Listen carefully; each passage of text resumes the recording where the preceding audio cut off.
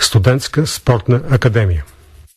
Във вторник и сряда ще ни лисва шоуто Шампионска лига, но все пак ще можем да се утешим с междинния кръг във Висшата лига и с мачовете за купите на Италия и Испания.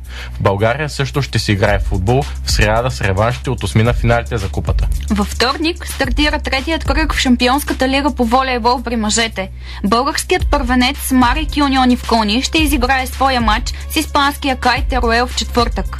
Освен към дупничани, вниманието ни ще бъде насочено към изявите на Цветан Соколов и Халкбанк, румънския Томис на Мартин Стоев, Андрей Жеков и Станислав Петков, Зенит на Теодор Салпаров и Асеко Ресовия на Николай Пенчев.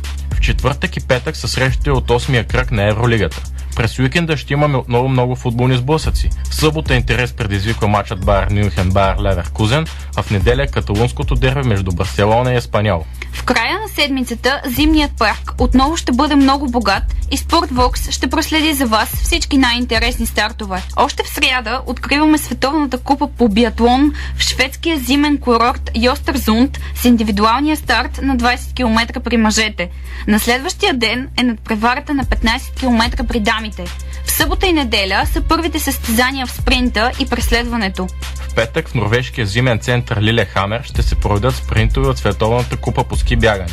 В събота и неделя са битките в свободния стил и преследването. В Лилехамер ще има и стартове от Световната купа по ски скокове. В петък най-бързите скиори ще премерят сили в спусканията. Дамите в Лейк Луис, а мъжете в Бивър Крик. В събота нежният пол ще има още едно спускане, а силният ще спори в Супер G. В неделя жените ще влязат в битка в супер гигантския слалом, а мъжете в гигантския.